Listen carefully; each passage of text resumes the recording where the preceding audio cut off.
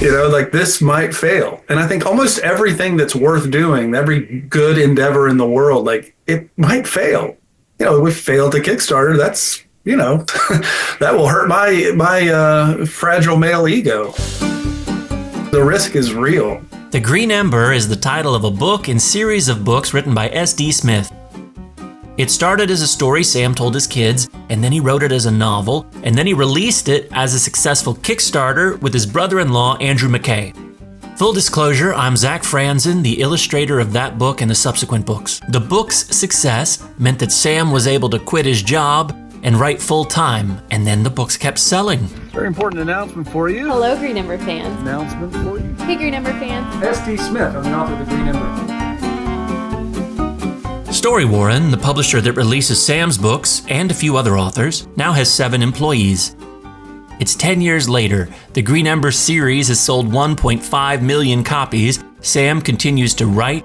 Andrew continues to publish the books. Josiah Smith, Sam's brother, is now the CEO. Here he is. All along, it's been like, whoa, this is working. Meeting more people, them looking at what we're doing and saying, have you thought about like how this could do this? How this could do this means franchise opportunities. How big can the Green Ember be? Merchandise, toys, games, and yes, a movie. I was in the room with MGM executives, like basically the guy running MGM, like was interested in the film, like right at the very beginning when there wasn't any other books. There's been a good bit of interest in adapting the Green Ember for the screen, but Sam and Josiah have been careful to progress slowly, cautious lest they should risk the integrity of the property. I know that our audience wanted stories, wanted a TV show, wanted films, and they've been calling for that for a long time. And I think what they want is more. And we get requests like that all the time. We want to be really, really good stewards because we love the audience so much. We love the kids.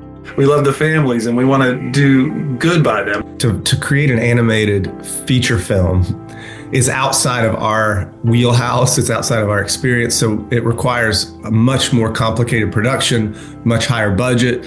So much more has to come together. So what we have determined is the best path is to do what we know at the highest level that we possibly can and sharpen that, and allow that to fuel adaptations and how it will go out. But what if there was a step somewhere between the books and a film? So somewhere along the way, working with some good partners who are invested in us, like literally, we're saying, hey, what if we did a video game? And that would be like our first foray into adapting this franchise in this way. So Sam wrote the origin story of Helmer, one of the series' most beloved characters.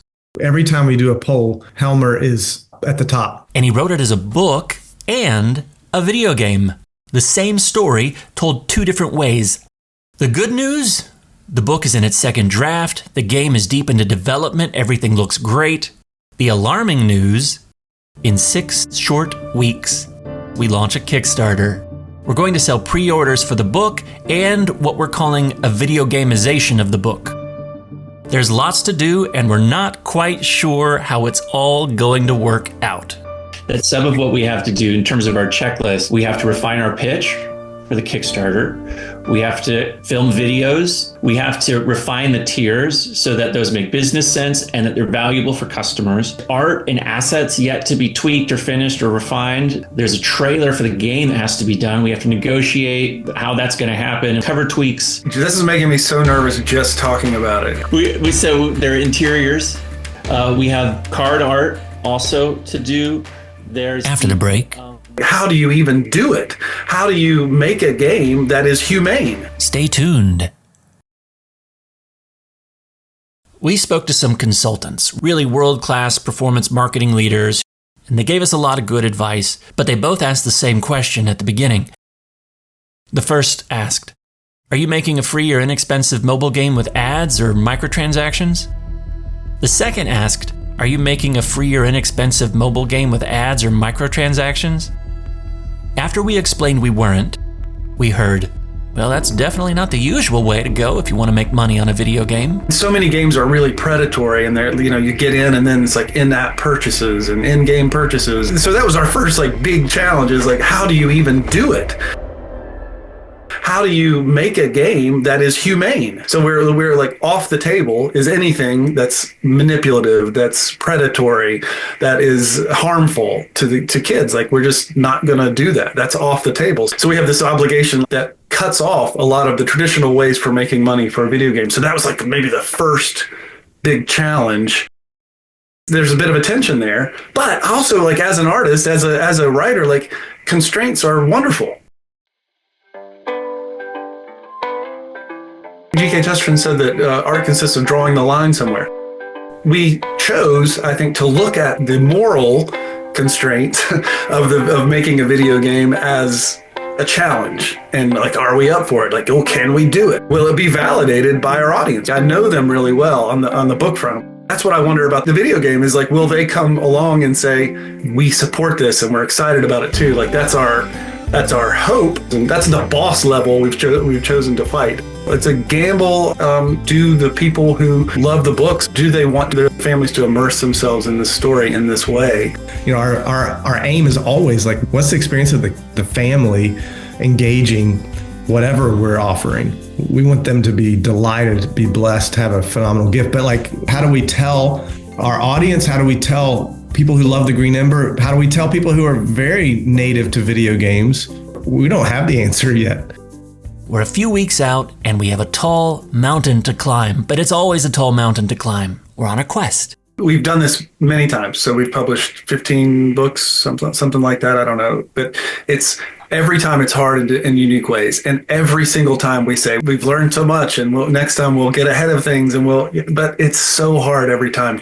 Quests predate video games by several thousand years. Every quest requires a goal and a bunch of stuff in the way. For example, the hero Jason, in his quest for the Golden Fleece, he couldn't just waltz up and take the fleece. No. He had to yoke 2 fire-breathing bulls together, and he had to cast dragon's teeth in a field and overcome the warriors that sprouted from them, and he had to bypass the watchful serpent that guarded the fleece. Like a video game, kind of.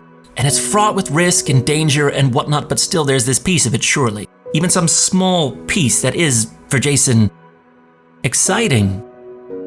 Right? Am I crazy? In one part of the story, Medea, the villain king's daughter, gives Jason a potion to keep him safe from the fire part of the fire-breathing bulls.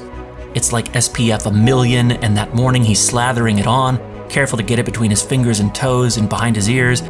And he couldn't have known if it would work. He couldn't have known.